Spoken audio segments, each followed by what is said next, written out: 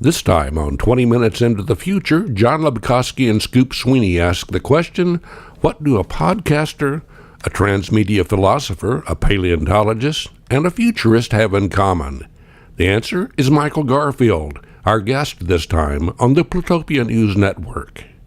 Our guest today is Future Fossils podcaster, transmedia poet-philosopher, and paleontologist-futurist Michael Garfield, who works to rewild the singularity, restoring soul to futurism, and midwifing new myths that can cultivate the curiosity and play we'll need to thrive in our accelerating age. Well, we're curious, and we'll start playing right now. Michael, welcome. Thank you. How did you get from your original focus? I know that you were originally involved with paleontology. How did you get from paleontology to your focus on forward evolution? I got more and more interested in evolutionary dynamics while I was a student at the University of Kansas. And that leads one into the work of people like Stuart Kauffman and also, Richard Byrd, the author of Chaos and Life. People looking at life in terms of the evolution and emergence of order, the role of intelligence and language in that process. And these are domains that can't be investigated through what were, at least at the time, I graduated in the class of 2005. And at the time, paleontology was methodologically very limited. It was basically, still mostly kind of a glorified stamp collection thing. There were very few people, except for my mentor at the time, Robert Bacher, who's a kind of a celebrity weirdo paleontologist. You may know, listeners, except for Bob Bacher, who was doing, really advanced pathological, like crime scene investigation style work on these sites. It was still largely about people getting, just trying to describe new stuff, getting bones out of the ground as fast as possible. And I started getting more and more interested in how we got to this point. Is there a direction specifically? Is there a direction to evolution? And when I went on to pursue that stuff, when I started talking to my advisors about pursuing these questions in a graduate school, because I never really considered being not a paleontologist. This was a lifelong thing. And so when I started inquiring into what it would be like to move sort of sideways into a massively transdisciplinary graduate pursuit, everyone discouraged me from it.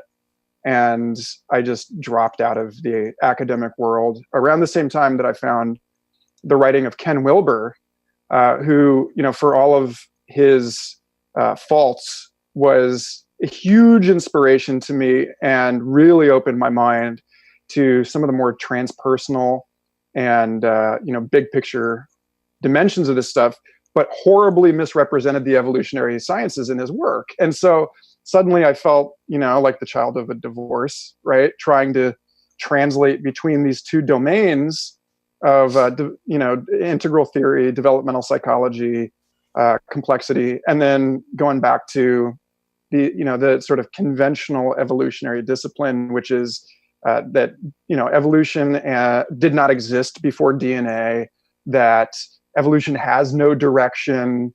It's very much about the contingency. Paleontology was held in the grip of people like Stephen Jay Gould, who insisted that this is just natural selection acting on randomness. And so I was lost. I guess I went in beyond my depth and got carried out by the tide, basically, is what happened. Do you have a 25 words or less explanation of integral theory?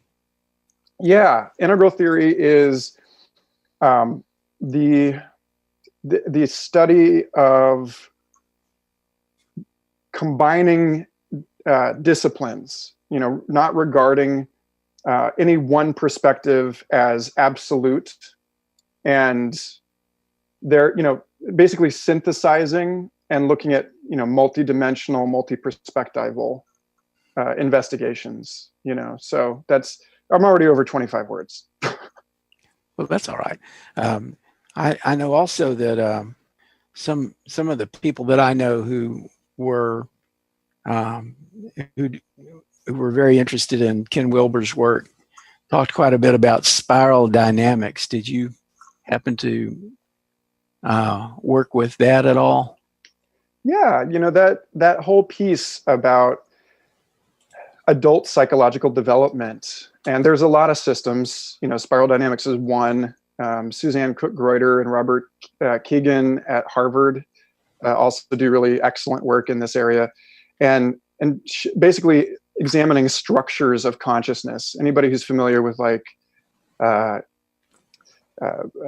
Jean Gebser or Jean Piaget, these people that were looking at the evolution of the ego beyond just becoming an adult, and how the things that we practice and believe in the world, the content of consciousness is not the same as the structures of consciousness. So science is something that can be practiced in some way by children. Religion is something that is practiced in a very different way by people who have really cultivated their tolerance for ambiguity than it is by fundamentalists. And these are symptoms of that kind of developmental spiral, and how as people move through these developmental stages, they acquire a fresh perspective on the same old stuff. So it's been really helpful to bring that into questions about culture and society and history, and looking at civilization as an ecosystem of different structures of consciousness, basically, and not just types of people and types of belief systems. So have you made your own study of consciousness, looking inside your own head? Oh yeah, it's a mess in there. What try to keep it clean. I'm found I'm extrinsically motivated and require deadlines in order to achieve anything, or someone to serve. The last 13 years being extra institutional has meant that I've just spread out everywhere into music and art and writing and this podcast and all this other stuff, simply because without a clear image of who I'm accountable to, then I don't know how to prioritize. But that's really made me a kind of eclectic, well-rounded person. So no complaints, I guess. Michael, there was I went through your various online content, and it's all over the place. I was amazed at the amount of things that you have been involved in. One of them I noticed was a patronage program, and I was fascinated by that since it goes back to early Japanese culture and the Renaissance in Europe. And explain the whole patronage process that you've gone through.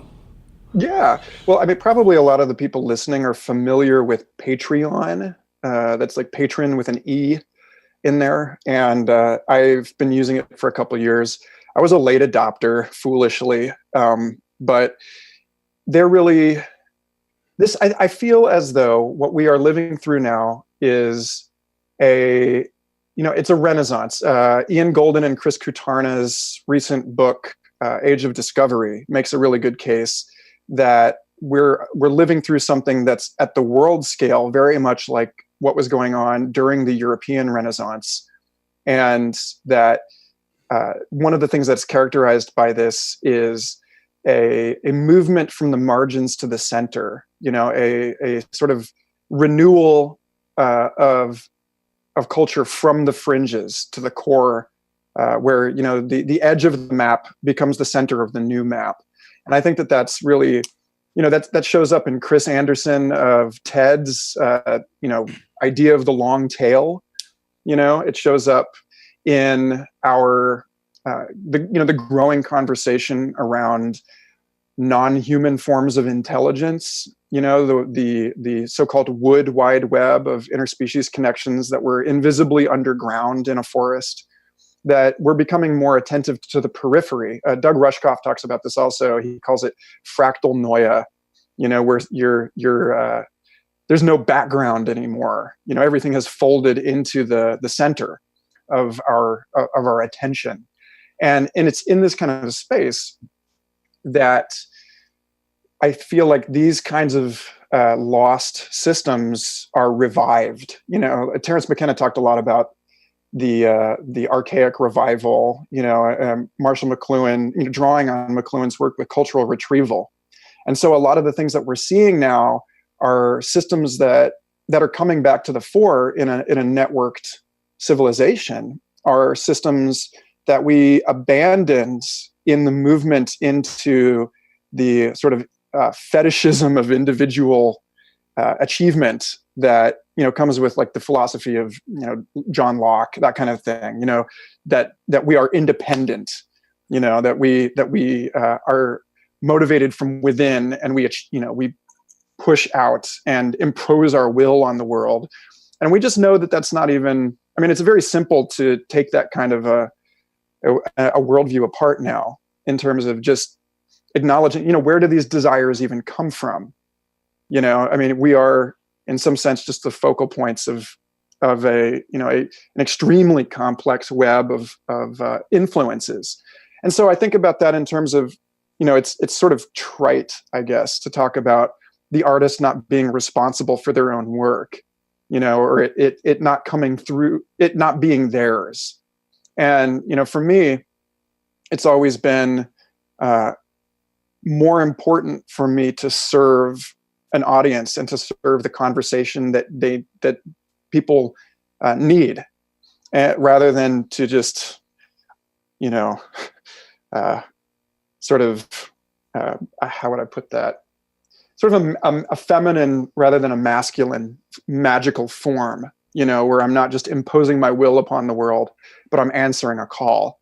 And I feel like that really, that's the kind of impulse from which my work with crowd patron platforms like this, that's really where it comes from. Well, I've noticed, my focus over many years has been music and working with musicians, artists. And at a certain point, the companies that were supporting stars anyway, but musicians, that all changed and pretty much went away, but it's been taken over by independents who are sort of patrons, who go out and find fringe artists and musicians who go and produce maybe not superstar product, but they have someone supporting them and getting their music, their art out. And so I really like what you're doing with the patronage. I've experienced myself having a angel come in and drop money on a music project that I was in, and came at a good time, and it actually helped these musicians do what they wanted to do without having to, go out and work on a landscaping job or something. They were able to concentrate on their music. Totally. I mean, one more thing I would add about that is that, a characteristic of our time, I think, is a crisis of legitimacy with respect to our institutions. We have good reasons to be suspicious of all of the sort of legacy forms of authority that we've inherited. I mean, I am too young to remember a time when you could get hired out of college and just warm a desk for 40 years and raise a family like that. And I think, as these, I look to one of the definitive moments of my young adulthood was Hurricane Katrina, and just watching the utter and total failure of FEMA to address the needs of our people, and I think we're seeing that kind of collapse everywhere.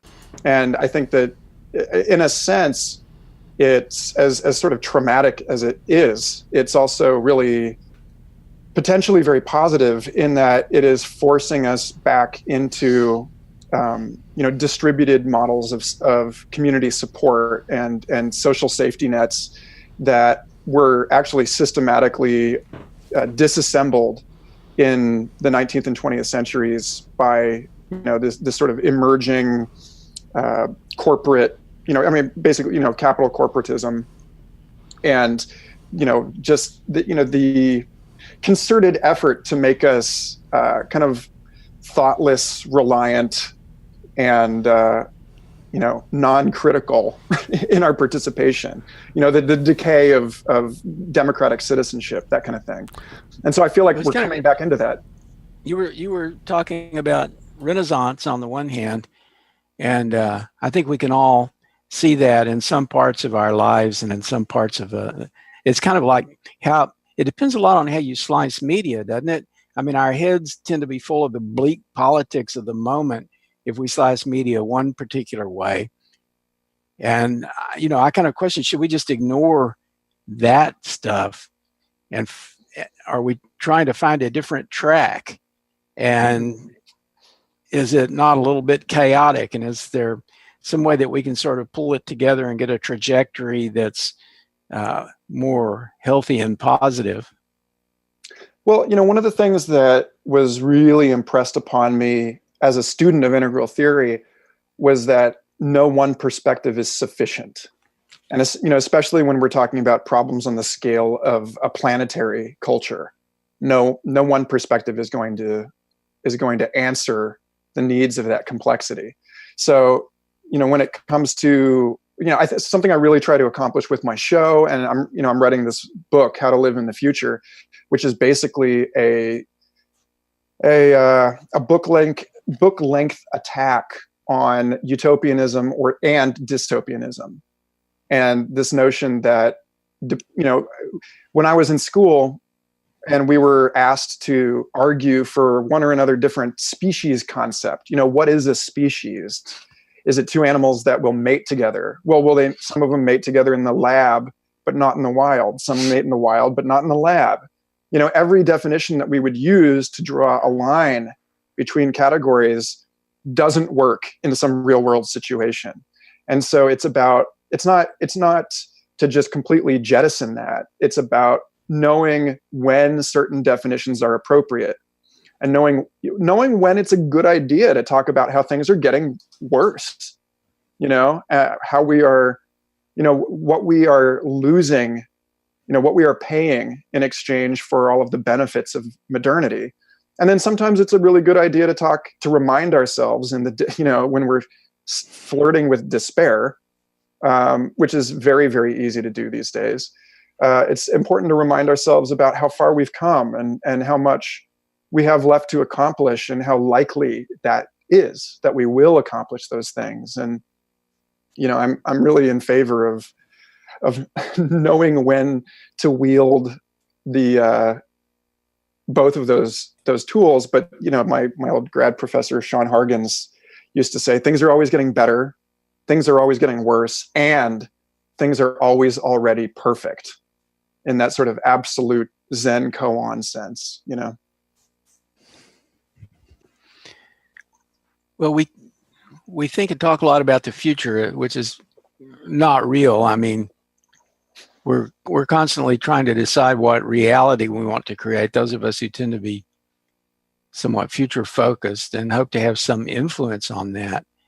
And I saw one thing that you wrote and said, time's not so much a centrifuge that pulls polarities apart as it's a live volcano, constantly erupting, spreading novel opportunities and forms to make new landscapes that include the past, but ooze beyond it.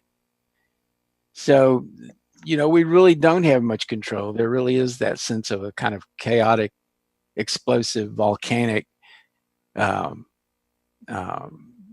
everything happening at once. What's the best way to think about the future and how we get our heads around it and our hands around it? Well, I mean, for me, we're coming up on, I think, the 10-year anniversary of my first DMT trip is on Friday. And I had this really powerful experience of time in 2008 when I saw the present as a kind of handshake between potential pasts and potential futures. I mean, we think of the past as having congealed, like cooled lava, and the future something yet unformed and dormant. Like, it's very easy to assume a metaphor of a volcano, but that lava is still there. It's just hidden from us. And I wonder if what we actually, if you look at the work of, the Princeton Engineering Anomalies Research Lab, which was extremely rigorous in their experimental design and metastatistical analysis, and they came out saying, we think we have pretty robust evidence that we're capable of affecting with our intention events that have already happened. That we're capable of detecting inbound waves of non-randomness in a random signal that seem symptomatic of future events, specifically events of great emotional significance, like 9/11 or the election of Barack Obama, both showed up on this global grid of random number generators that they set up. And so I think, I tend to think of the future as not a single place, but a terrain, and that we end up moving into one area of that terrain and calling it real, and then calling the rest of it possible or impossible. But that I think at a very deep level, it's really more about the observation of history and the sequence of events that we call history, corroborating each other, supporting each other, collapsing the waveform into a particle or something like that. That the future is, I think, in some sense there already and communicating with us, but that's not a guarantee that we're of determinism. It's not a guarantee that we're going to move into a particular future. I think of almost like surfing television and whether or not you get lured in by a particular advertisement. It's like how much can we coordinate people's attention and their expectation and belief and desire around a particular outcome, and that makes it more likely, but not guaranteed. It sounds like you're almost talking about quantum theory.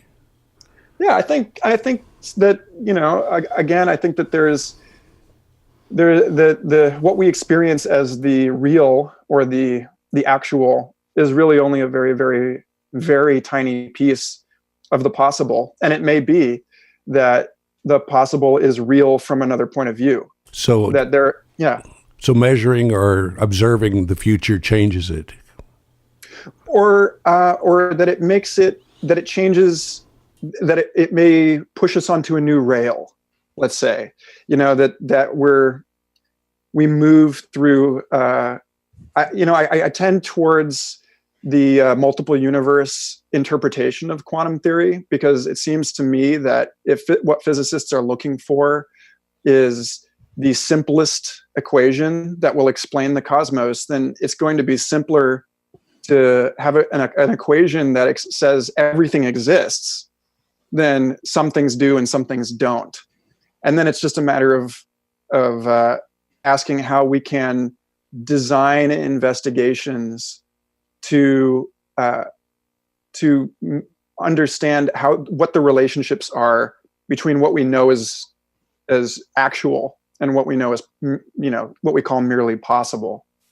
So yeah, I mean I'm not a physicist, but it does seem as though the most parsimonious answer is that everything is true, and that some things are just better networked. They're just a higher degree of consensus between perspectives. It sounds like everything is true, but some things are more true than others. Yeah. Well, you can have a strong consensus. You can have a strong consensus around what's false. Totally. As we are learning. Yes. Yeah. For sure.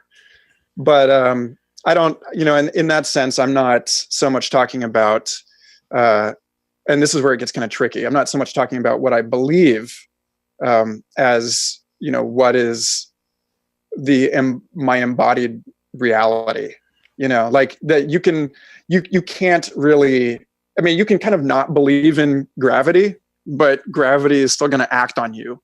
Yeah. Belief is just a swallow away. Yes, there's that. I have, in my own life, I have tried to be broadly agnostic about things. And I find that over the period of the last couple of decades, with the appearance and growth of the internet, which was originally this famously decentralized and distributed system, there were so many voices and so many realities to experience that it was hard to invest complete belief in any particular one thing, which I guess is sort of the postmodern dilemma, huh? Yeah, in a way, I see that as like all of these things are a promise and a peril, right? That I think it's good that we're being exposed to such a fire hose of information now, that we're constantly being exposed to multiple, often conflicting perspectives on the same phenomenon.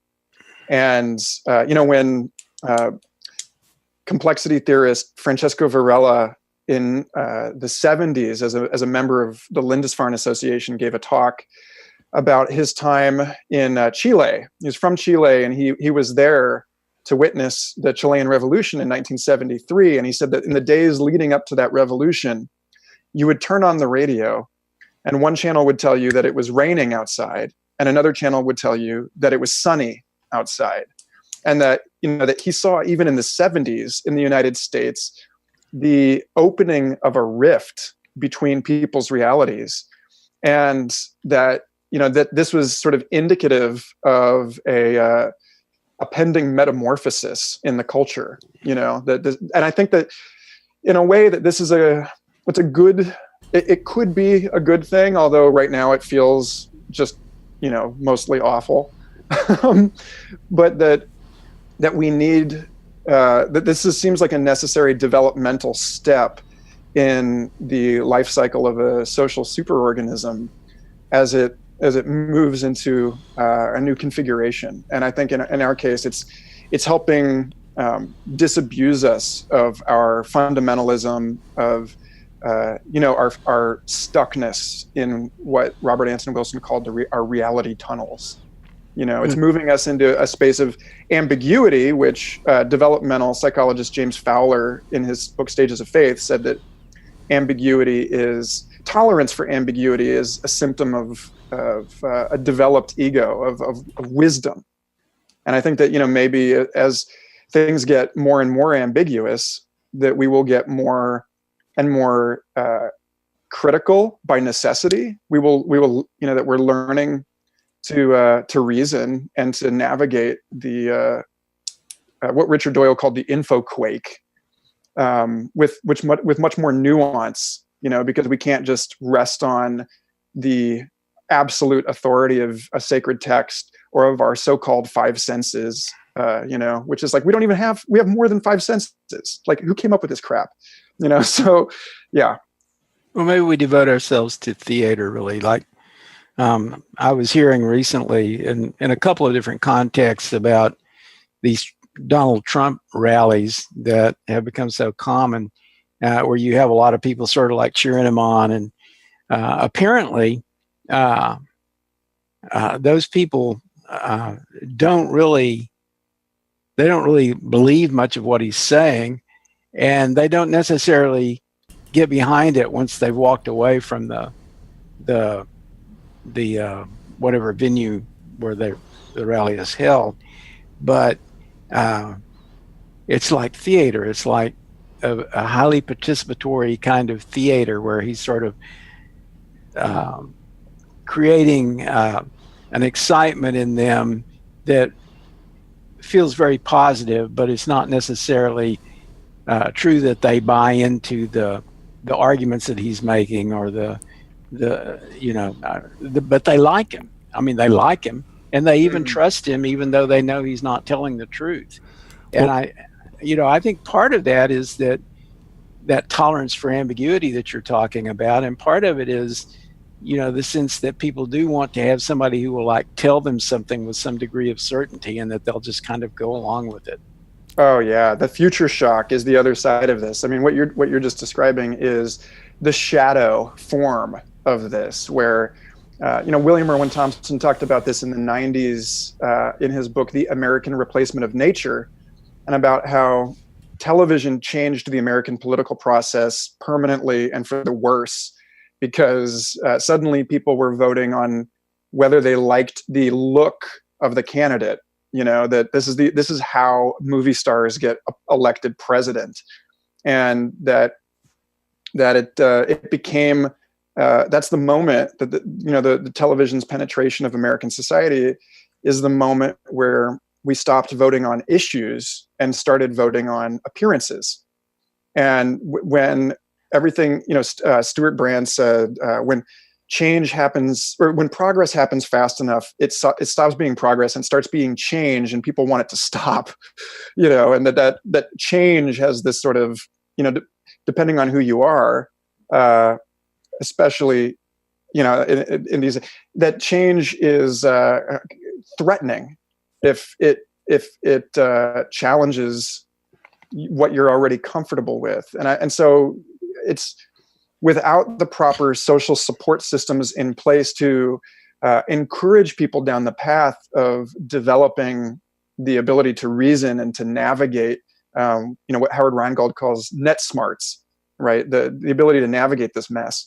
That it's very easy for people to slip back into parochialism, fundamentalism, or a kind of jaded postmodern apathy with respect to the facts. That this was something that I feel like Trump is actually pulling from the Russian playbook about it not, politics being a form of theater rather than a commitment to the navigation of a shared reality. I think he's actually pulling from the rock star playbook. I spent many years producing concerts, rock, blues, and jazz, and the rock concerts, the big commercial ones, were very stage managed, and a new artist would come in and they would do what's called papering the house, where you have, people that are given free tickets and they're told to get out there and yell as much as they can and really get the attitude up about this, how great this artist is. And you'd see people getting hooked into it, and you would look out and you'd see them going crazy in the crowd, and then you'd hear them on the way out and say, that guy wasn't all that good, but I sure had a lot of fun. And they'd be back the next time. And it's just very stage managed. I've watched a lot of Trump's rallies, and I can view what's going on around and inside that crowd, and you can see the stage management going on. It's very, very slick. Yeah, and because of the hyperconnectivity of everything, creating a space where we've really collapsed foreground and background, this is a deeply uncomfortable situation for the human mind. We need narrative structure. We need protagonists. We need there to be an area that's in focus and an area that's in the periphery. And so when everything just melts into, metamorphic goo, then we seek out ways to simplify the complexity, because we need, because we rely on these basic conventions, what you're calling stage management. This is the evolutionary structure of the human brain. This is the way that we think, the way that we pattern information. And so I think what our age is really calling for, and what I'm trying to rise to the occasion to do, is to find new stories that are suitable for this complexity, and stories that adopt a kind of a meta perspective and invite and actually thrive on multiple different interpretations, the internal tension between perspectives. I mean, you think about a body, like the body is not, in some sense, unified in purpose. Like as you move, the muscle groups on either side of your legs move in tension with one another. You're in a state of extraordinary tension just standing up, and I think that if we are really to get kind of flowery about this, if we are to stand up on and under our own power as a civilization, and reach out beyond this planet, then we require this tension. We require these things, and trying to simplify it back down to a single vision upon, with which everyone can agree, is I think sort of faulty and retrogressive. I'm all for encouraging an ecosystem of perspectives. Yeah, drawing on more of my music metaphor, I think the stage management that's going on needs to be less of a Rolling Stones riot and maybe more of a Patti Smith kind of thing. It's a little more intellectual. Go back to Woodstock. Is that what you're saying? Woodstock had one stage. Yeah. I think what we're really looking at is more of like a modern festival, where there's more than one point of focus. Many stages. Yeah, many stages, many areas, many opportunities for engagement from people with different preferences and neurological types. Could this be related to the idea of filter bubbles?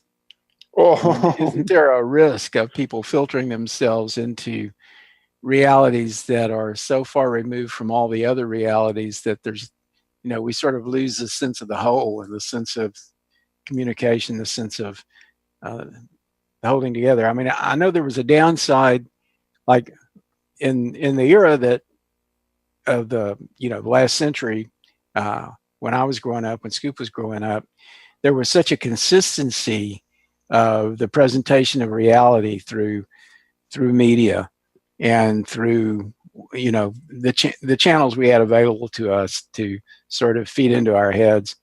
But now it seems like there's just such a complete chaos of realities and presentations that I can see why people are feeling anxiety and distress, trying to figure out who can you believe? What can you believe? This fake news mantra is clearly a way to kind of resonate with this idea that you can't really believe anything, so you might as well believe me. It's hard to tell who's telling the truth and who's telling stuff that isn't the truth but is well said and sounds really important. Oh yeah, if it's on the internet, for every expert there's an equal and opposite expert, right? Mm-hmm. But I think to that point, one of the reasons that we're experiencing this crisis is because, and I talked about this with Hunter Motz on Future Fossils, the host of Mixed Mental Arts podcast. He spends a lot of time on that show talking about the crisis in learning and education and in information management, and how the millions of papers and scientific publications that are published every year means that even the experts in a particular discipline have a hard time staying on top of updates to their own field of expertise. And so, I mean, we're really looking at, I think, the emergence of new forms of distributed or collective curation of knowledge, so that, because we're at a point where, I mean, both of you just said this, where it's not really possible for one person to stay on top of the news anymore, no matter how narrowly they cast their focus. And so what I think is more likely to happen is that as a matter of necessity, that the scientific method and third person peer confirmation, and how do we validate a person's authority?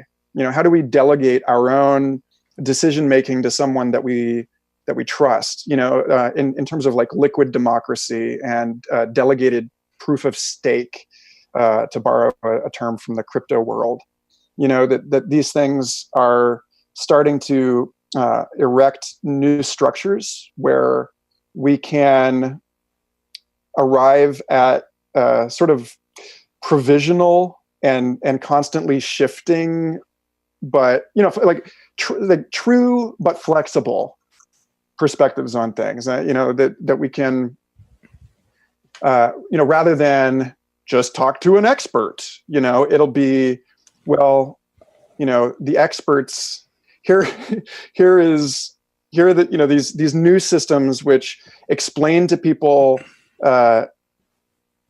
how a certain scientific publication may or may not be more credible than another. We find out we're developing ways to navigate a crisis of trust, basically, and I actually am fairly hopeful about this. If we're able to, the ever disclaimer is, if we can survive, then we will survive by, we will come out on the other side with far, far better ways of, for example, I didn't want to get toothpaste with sodium fluoride in it because there's, research, there's all sorts of research that I've read that suggests that it's neurotoxic. But then you go to, I went and got earth paste the other day, and on earth paste has a Prop 65 warning on it that says it contains lead and it may give you cancer. But I mean, so it's like, damn it, well, what's that really about? Well, it turns out that they have to put that label on there, even though we know that bentonite clay actually, helps remove heavy metals from a person's body. That there's a lot of it is getting people up to a state of better literacy about the social dimension of the scientific construction of facts, and how something becomes a fact. And until people really understand that piece of it, we are pooched.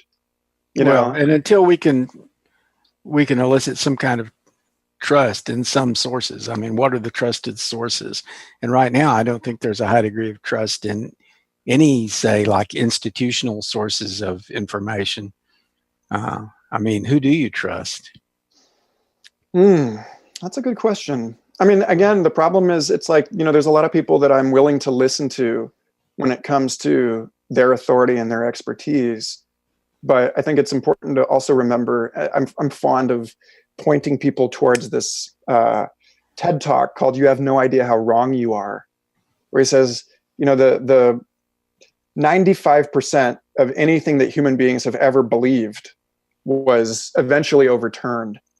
And so no matter how expert, no matter how august the authorities that we're willing to listen to about something like the Big Bang, for example, may be, there's a solid, you're starting to see people, put chinks in the armor of that particular theory. And it's entirely possible to me that within another 10 or 20 years, we find that the believing in the Big Bang was actually impeding our ability to move beyond the standard model and arrive at a unified theory of physics.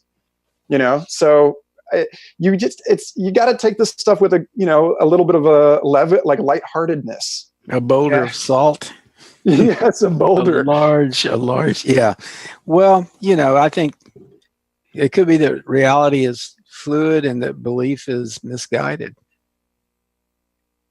I think belief sounds really desperate to me. I agree. Why hold on to that? Excellent. Well, thanks for joining us. And I think we have some threads here that we didn't ever quite tie up that we could certainly pursue in a later conversation. I'd love that. So let's talk again. Yeah, it was an enjoyable talk, and I'm hoping we don't get arrested for incest. Podcasters interviewing podcasters. There may be a law. Podcast gate. Thank you, Michael. Yeah, thank you, guys. Talk to you soon. If you know someone who might be a good subject for Michael's podcast, Future Fossils, you may contact him at patreon.com/Michael Garfield. You may read more about Michael at michaelgarfield.blogspot.com. With John Lebkowski, I'm Scoop Sweeney, and this is the Plutopia News Network, 20 minutes into the future.